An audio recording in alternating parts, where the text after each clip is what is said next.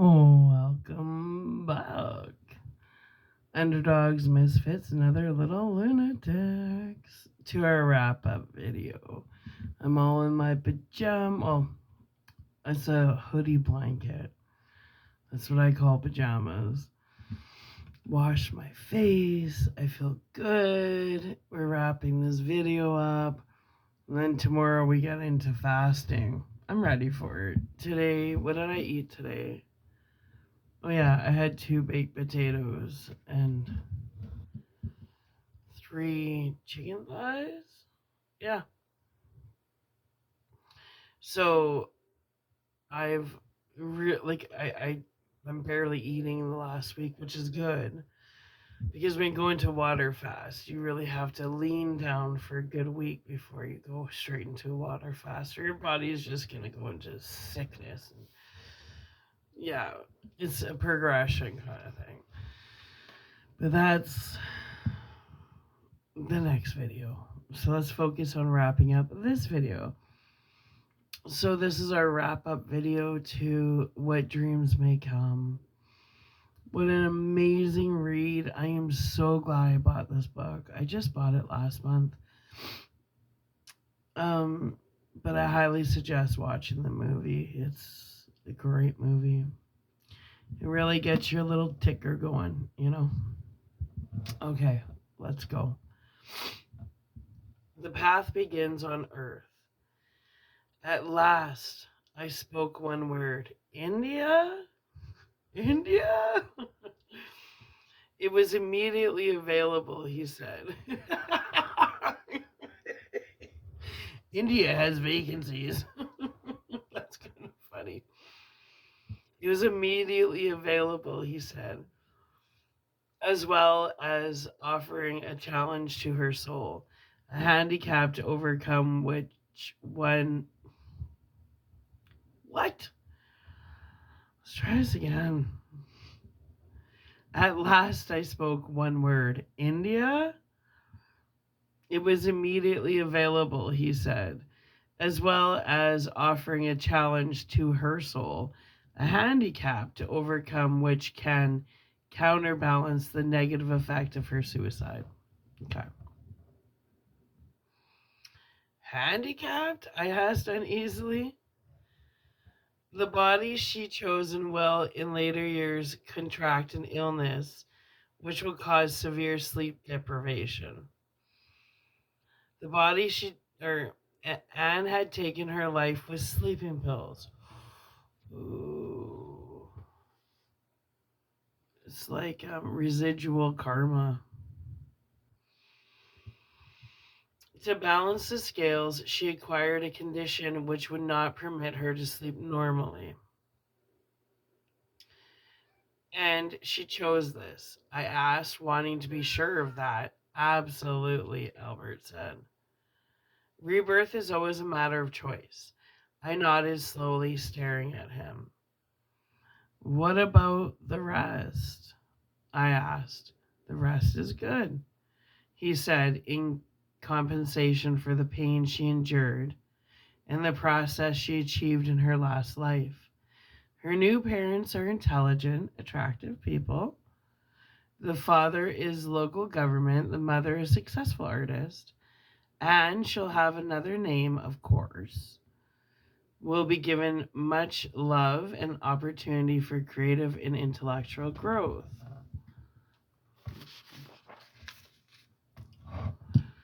I thought about it for a while before I spoke.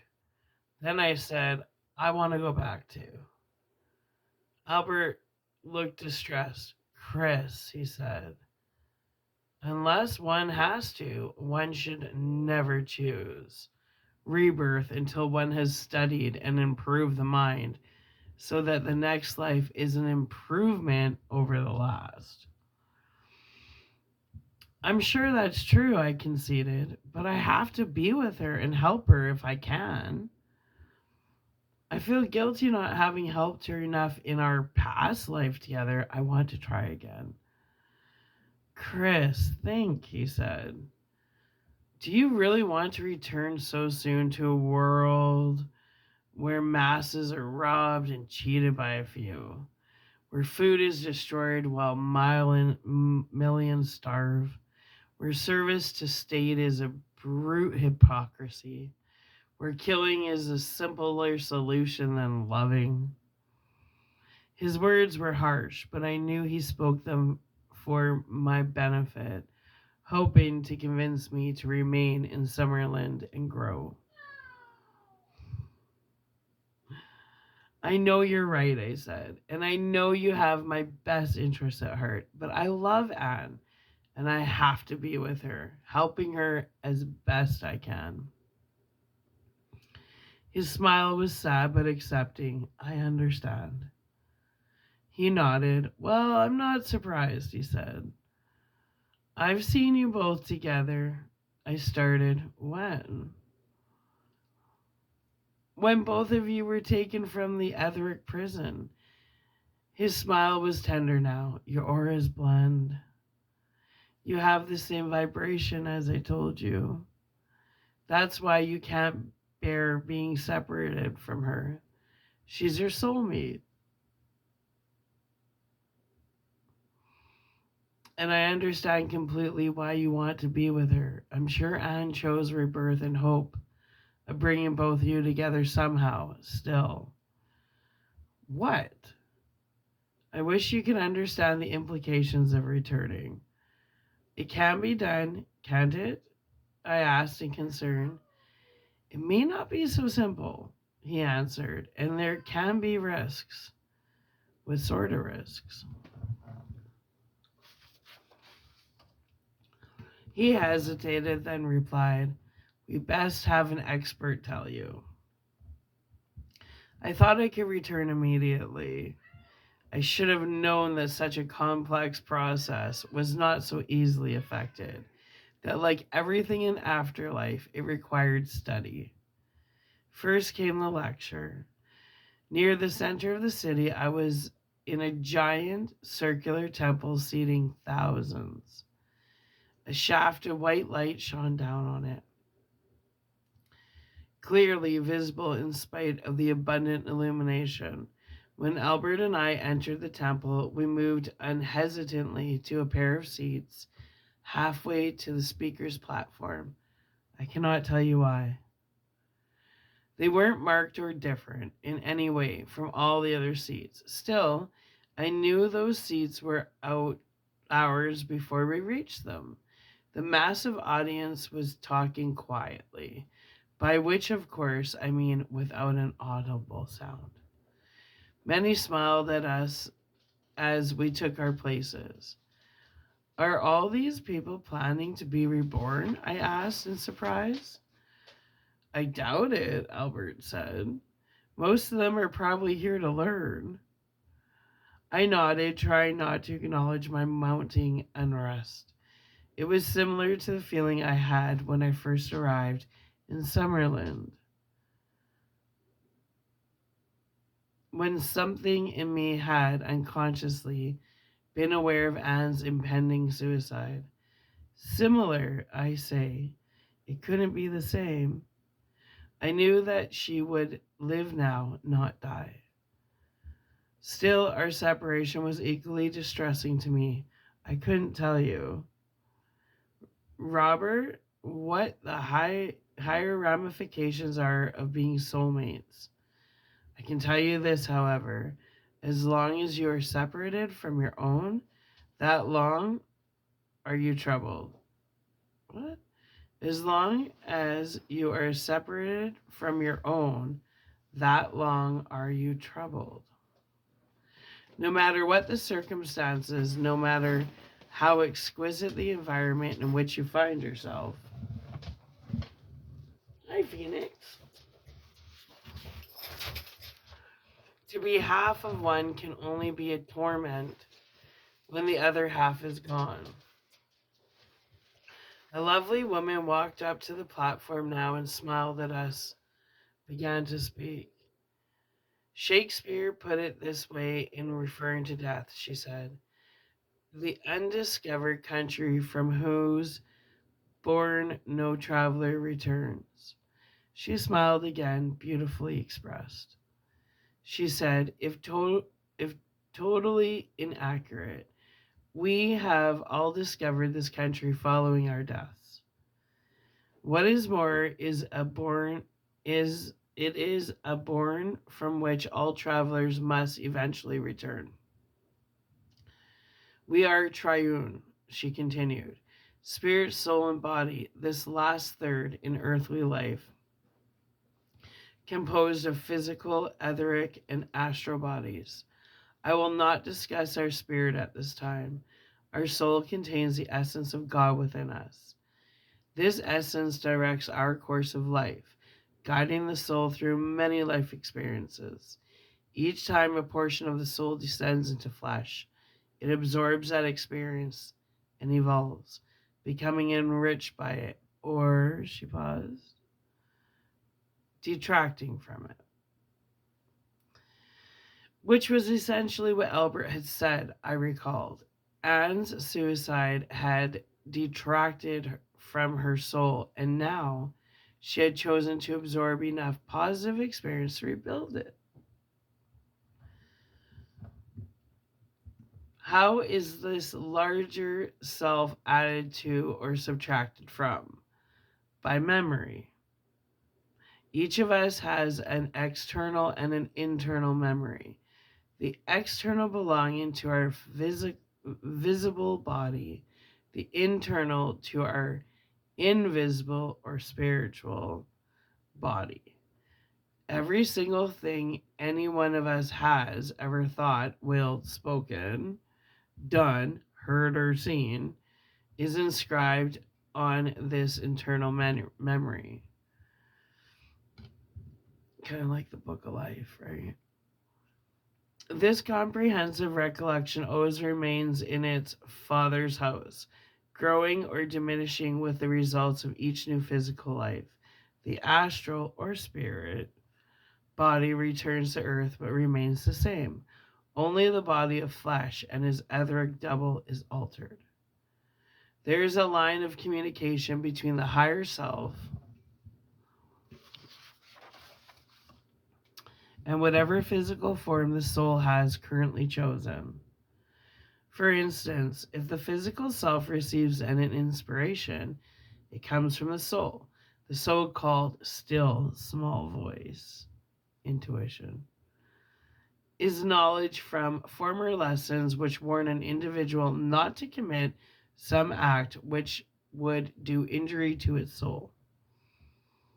However, by and large, except in cases of those born receptive to its existence or who, by looking inward, meditating, become aware of it, the penetration of this true self into matter is rarely perceived. The process, then, is this. The woman told us life after life of effort, interspersed with periods of rest and study on this plane, gradually shapes the soul to that which it aspires to be. Sometimes what it has failed to achieve in life can be achieved in afterlife, so that the next rebirth is attended by more awareness, more ability to affect the ultimate aspiration toward God. Thus, the true unity which we are experiences a triad of incarnation, disincarnation, and reincarnation. Man should be well aware of how to die, for he has done it many times. Yet every time he returns to flesh, with rare expectations, he forgets again. A question occurred to me. Amazingly, the woman answered it as though she picked it from my mind. You appear now as you did in your last incarnation, she said. You have, of course, had many different appearances, some of the opposite sex. I know, right? You retain the look of your previous life, however, because it is most vivid in your memory. When that life terminated, your consciousness receded in stages towards its source, disassociating itself from its involvement in matter. The process of relinquishment took place in the etheric world where your desires and feelings were refined. All non regenerated forces from your life focused and transmuted. At length, your consciousness receded to this mental or heaven stage where it is now completely free of matter.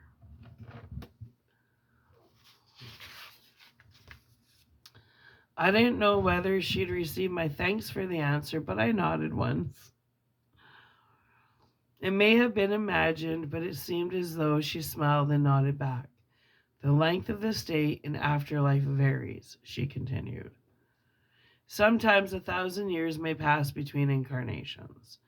When awareness comes after death, the initial impulse of the personality is to reincarnate. Newcomers invariably begin to practice the method by which vibrations are controlled so they can be reborn. The real discipline is for a soul to decide to remain in Summerland and study to improve so that the next incarnation will be a larger forward step in the soul growth process. Another question occurred to me immediately, answered again. I wondered if I was the only one thinking it. Not everyone is reborn, the woman said. Some souls are so advanced that no longer reincarnate, but pass on to a level of existence beyond anything that earth can offer, achieving a final reunion with God. These souls, having found no remaining lack in their attempts to atone for misdeeds or acquire knowledge, elect to join the Creator and are drawn into a state of perfect oneness with Him, becoming, as it were, integral with the universal pattern. She did not go into the details of this so called third death, since it is too complex and all of us had much experience to face yet, much to learn and many limitations to overcome. Limitations which can only be dealt with on earth because it is the only place where they can be externalized. Summerland is far too malleable, far too easy to control. Only in the density of matter can any personality face the most severe of trials. It is man's primary testing ground, the place for action and experiment. All of us have a path to follow, and the path begins on earth. Next chapter. Through all eternity. How specifically it is done, the woman continued. For those concerned in this manner, I found myself leaning forward. What she said to that point had been interesting. Now, however, she was going to tell me, how I could go about rejoining Anne once again. Here is what she told us, Robert.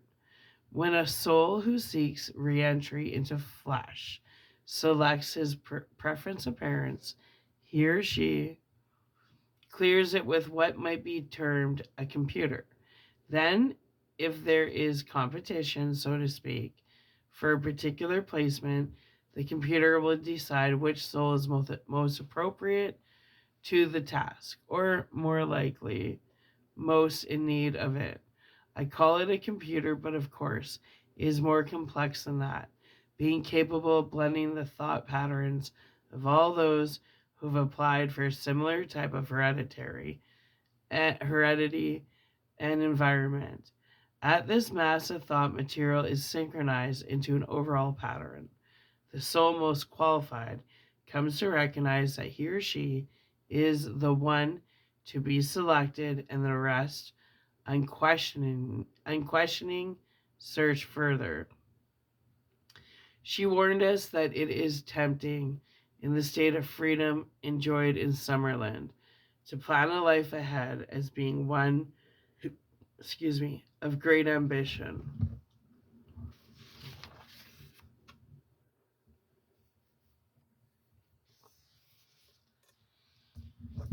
Let me caution any of you who plan rebirth, she said. To be aware of the restrictions you will face in physical life. Demand less in order to accomplish more is the preferable method. The details will fascinate you. Robert, in the Far East, souls desiring to re enter matter remain in the abodes of man and woman and, when the time is propitious, visualize themselves as cells and enter the wombs of their mothers to be. It is simple and uncomplicated. It is also dangerous. Should the child be born dead, the soul becomes locked in a coma on the etheric level, no longer a viable entry that one which cannot free its consciousness. This is because the soul mind is in deep sleep when rebirth takes place. No mental action is possible until a child's faculties are ready to be utilized. Another danger of this method is that the soul may inadvertently select a vehicle which is mentally or physically deformed. In that event, the mistake must be borne for life. At times, of course, this way is chosen deliberately as a means of paying off karmic debts, karma being the doctrine of inevitable consequence for our deeds. A soul entering a sick or damaged body who meets and overcomes these handicaps with good cheer grows faster spiritually than one who, by earthly standards, has everything to live for, as God willing in Ad's case. Well, in any area of the world, the soul has the option of entering its new vehicle of life at any stage from conception to post-birth. The Occidental method is Occidental as OCCIDENTAL method is usually to wait until the child is born. That way no soul can ever be locked into the coma I mentioned. The actual process of rebirth depends on the ability of the soul to contract its spiritual bodies, astral then etheric, until they can be coordinated with the body of the child. This coordination usually takes place immediately after birth and is not easy to accomplish. For this reason, the process usually requires the assistance of a spirit physician who can see in his or her mind's eye the spinal cords of both children and spirit bodies and merge them. As I indicated, another method of reincarnation occurs as follows. The soul does not enter the body until the child has developed for 5 to 8 weeks. That way, the certainty of a proper physical vessel becomes completely defined. Upon incarnating, the woman continued. All memories of the previous life and the interval in afterlife are obliterated, and a fresh set of mental impressions begin. Occasionally, if the reincarnation is precipitate, the memory lasts, which explains the high incidence of such cases in India, for example.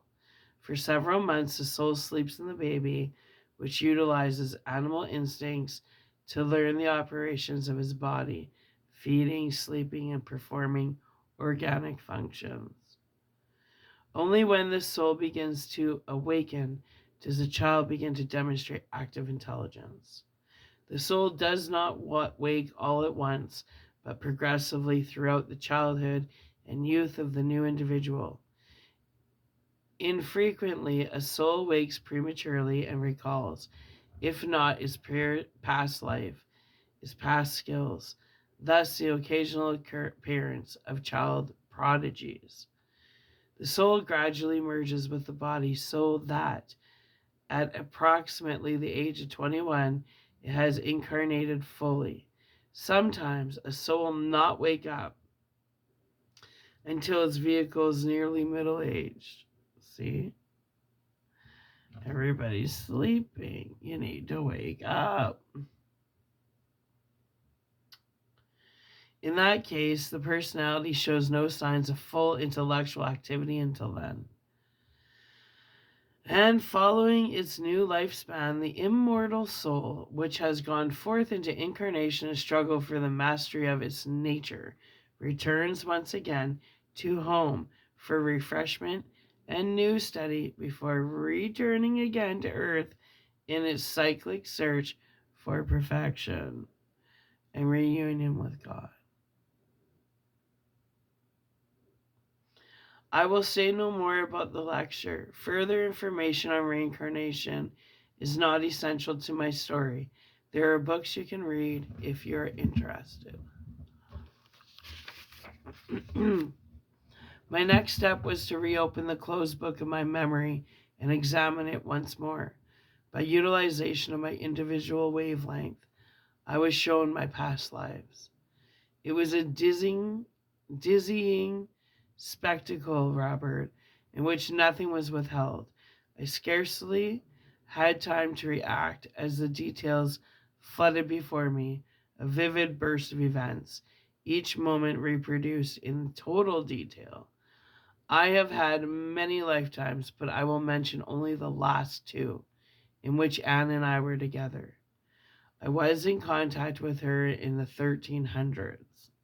Cool. When both our souls express themselves in what may be termed the feminine framework. We were sisters, 11 years apart, myself the older, but so close in our relationship that friends and family remarked on it with wonderment.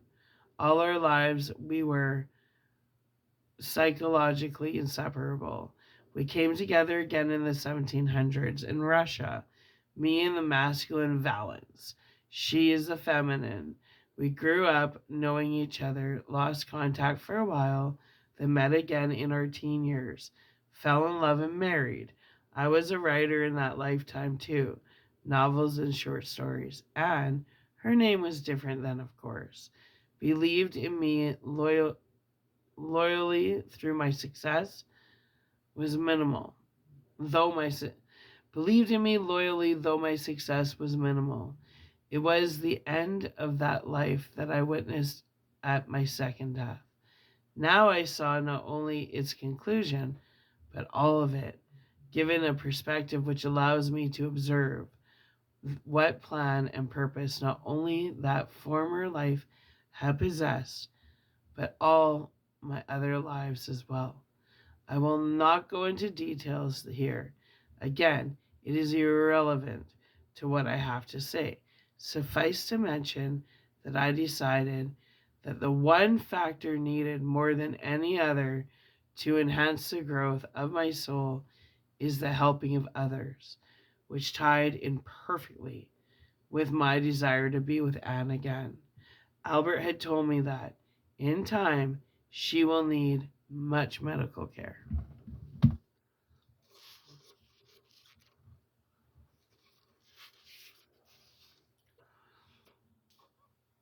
I will become a doctor. At first, I considered being born in India as well. The difficulties of doing so and ending up a doctor, however, are close to insuperable, and I have had to alter the idea. Being born in India is not the objective anyway. Ultimately, reaching India to help Anne is, which is why I've chosen who I have as parents, Dr. and Mrs. Arthur Branningwell of Philadelphia. They are young and well to do, and I will be their only child. I will have a comfortable upbringing, attend medical school, and believe I am to follow my father's footsteps. At the age of 30, that resolve will change entirely, for reasons I will not go into, and I will leave the path of comfort to practice medicine in the deprived areas of the world. Eventually, I will arrive in India, take care of, fall in love with, and finally marry a young woman whose soul will be Anne's. Whether we ever know or even sense that it is really happening or not is not important. We will be together again. Nothing else matters. The infant body chosen by me is 4.5 weeks old now.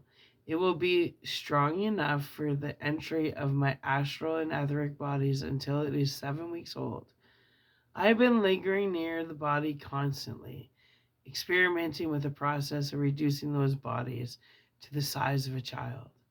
When I am ready for transition, a doctor skilled in the procedure will set up a radioactive current, which will make it possible to connect the bodies through a gland at the base of the child's brain. Then I will enter. In the final moments before incarnation, I will try to evolve a clear image of the type of body I need. In this way, I can help to generate the health and strength required to do the life work I have planned. If I fail to do this, the child's body could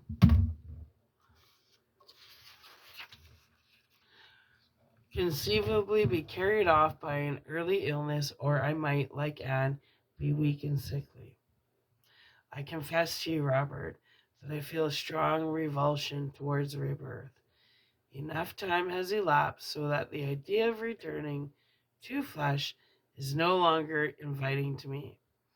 At the moment, only the knowledge that Anne has gone back makes me want to return. For in turn is not courageous to die. True courage is involved in being born voluntarily, leaving the manifold beauties of Summerland to plunge back into the depths of dark, imprisoning matter. Truman isn't caused by death but by life. One can die without knowing it. Birth invariably entails a shock of recognition. I will reassure myself by thinking of my dream that one day we will be together here in Summerland, that we will share our love in this exquisite climb, our oneness and abiding comfort to each other. Perhaps, as Albert has suggested, we will be remarried someday in one of heaven's great cathedrals, the ceremony performed by a master from a higher level, a chorus singing us a hymn of joy to our united love. I will give her gifts of my own creation, flowers, clothing, jewels, and ornaments, furnishing for the home we will make together, a home which will blend our tastes and desires, located in a lovely natural setting we will cherish always. There will be, I pray, remain and learn and grow until the time when we will rise together to the ultimate heights, changing in appearance but never in devotion, sharing the transcendent glory of our love through all eternity.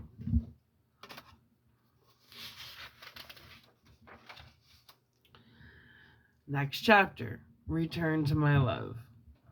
There was one more thing I had to do before departure. Dictate this book and have it brought to you. Again, I will not detail how I was put in contact with the woman who brought you this manuscript. Originally, I planned to have it given to my children, but when it turned out that the only sensitive available was on the East Coast, I decided to have the book brought to you instead. I hope it is published and read by many. I hope that, at the very least, a few people are prepared for the inevitable transition which will take place at the end of their lives. My account draws to a close. Remember this: what I have told you impartial. It could be no other way. I could only tell you what I personally saw and heard. It is my recollection of what happened, nothing more. Recall what Albert told me. The mind is all. I emphasize that strongly. The experience was my experience and no one else's. Got it? Good. While it is all completely true, it is not by any means definitive regarding afterlife experience. Another person would tell a different story. Their own story. Not hijacking somebody else's. Remember this as well. Things I have not told you will fill 100 volumes. Accept my word that the variety in afterlife is boundless. There is so much more that my account is as a grain of sand to all the beaches and the deserts in the world. I must mention, too, that all I have described has taken place on a relatively low level of spiritual existence. There are planes which I have never known and may never know for eons. In brief, there is no standard afterlife reality. I told you my experience. Yours will be different. You can be sure of only one thing: it will happen. I feel it vital to enlarge upon my point.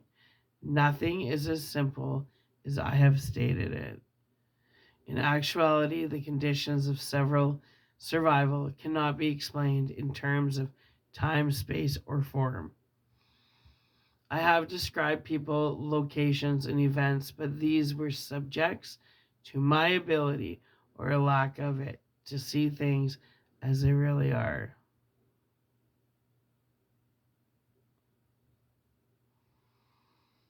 In point of fact, the entire experience may have been precisely what I told myself it was following my death: a dream. The great American dream. When you sleep, world, your dream world is as real to you as life, isn't it? Oh yeah. Sometimes more real. I have a whole other life when I go to sleep. I lucid dream, so it just continues. So it's funny because in my dreams I grow no differently than how I grow on Earth, and I remember all my dreams. And it took years before I started seeing them in color and hearing like conversations. Once in a while, I like people are talking. I'm like, what are they saying? And then sometimes in dreams, I'm a ghost to the people in the dreams. It's really weird. I just had one of those the other night. Very trippy. Well, anyways, when you sleep, your dream world is as real to you as life, isn't it? So it may be here as well. By that token, it is only natural that what I have referred to as Summerland would appear as it does, since the phenomena of this level are essentially thought pictures carried over by the consciousness of those newly arrived from Earth. What else could Summerland be but an idealized version of Earth? Albert told me at the very outset that heaven was a state of mind. Is it? Is it? I know what I think. I would say, yeah. That's why they say the temple within. Anyway, Albert told me at the very onset that heaven was a state of mind. Is it? Consider, though, isn't Earth a state of mind as well? Yeah. It's a world stage and everybody's an actor, apparently. So when you come across genuine people, don't fuck it up. Cherish that shit. There's not many of us left. Consider, though, isn't Earth a state of mind as well? Matter is no more than energy, which to the human intellect appears static. Life is a state of consciousness which perceives this. Energy is matter. Death is the state of consciousness which no longer perceives it as such. Life on earth is only a panorama of vivid observations which seem real to you. Why should afterlife seem less real? Let me not confuse you, though. It will seem real enough to you. And please, my brother, do not fear it. Death is not the king of terrors. Death is not a friend. Consider it this way. Do you fear to sleep at night? Of course not, because you know that you will wake up again. Think of death the same way, as a sleep from which, inevitably, you will awaken. True life is a process of becoming. Death is a stage in this progression. Life is not followed by unlife. There's only a single continuity of being. We are part of a plan, never doubt that. A plan to bring each one of us to the highest level of which we are capable. The way will be dark at times, but it leads assuredly to light. Never forget, however, that we pray for every act and thought and feeling we commit. One statement from the Bible says it all. Whatsoever a man soweth, that shall he also reap. People are not punished for their deeds, but by them. If only everyone believed that. If only every man and woman in this world knew, beyond a shadow of a doubt, that they would have to face the consequences of their lives. You can run as much as you want, but it's just going to follow you into every incarnation until you deal with shit. And it's like so many people are going into spiritual bankruptcy because they don't get it. There ain't you can't buy your way out of sins. Sorry. Anyways, the world could change overnight. God bless you. I return to my love.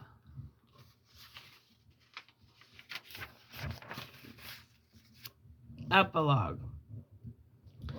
I have just returned from Philadelphia. Maybe it was foolish of me.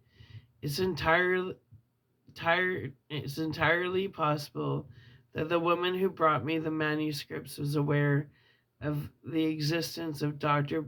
Browningwell and his wife. There's no way of knowing for certain. I can only wonder again, if this is so, why should she go to all the trouble to deceive me? At first I thought of knocking on the Browningwell's door and telling them my story. Rationality soon dispensed with that. What I did was wait until their maid took the baby for a carriage ride.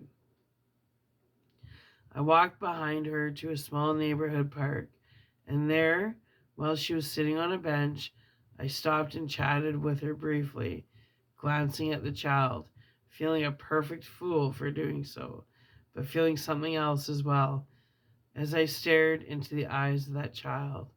Aww. Does that baby boy possess the soul of my brother Chris?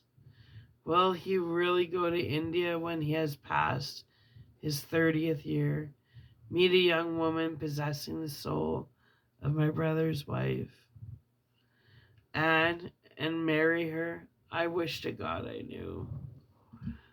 I am 63 years old, however. It's obvious I'll never live to verify it. I could tell my children to check it out, but I'm not sure they'd find it difficult to retain interest in a vague, improbable event which may or may not occur decades hence in a country thousands of miles away. So there it will doubtless so there it will doubtless end. All I can do is repeat. If the manuscript is true, all of us had better examine our lives carefully. The end. What a good book.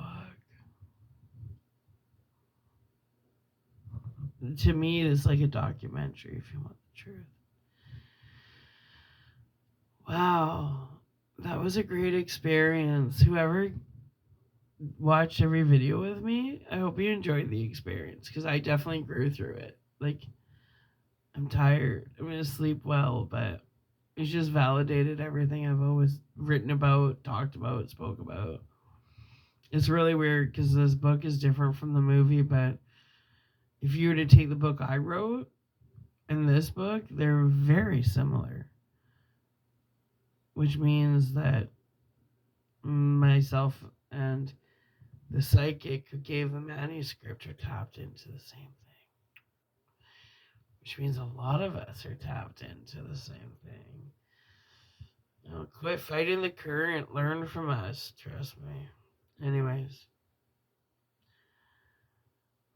underdogs, misfits, and other little lunatics, I sure love you. I hope you're having the sweetest of dreams. And when I come back later this afternoon. I will have been fasting. No rice, no potato. And we're going to learn about fasting, the true science behind it. Because I don't even know the science behind it.